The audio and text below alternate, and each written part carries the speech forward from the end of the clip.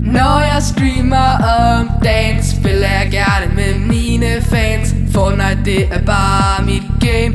Join mig hvis I føler det same. Det er mega sjovt at lave flik, bare man gør det med respekt. Man behøver ikke hovere, hvis nogen er dårligere end man er. Eller pro, der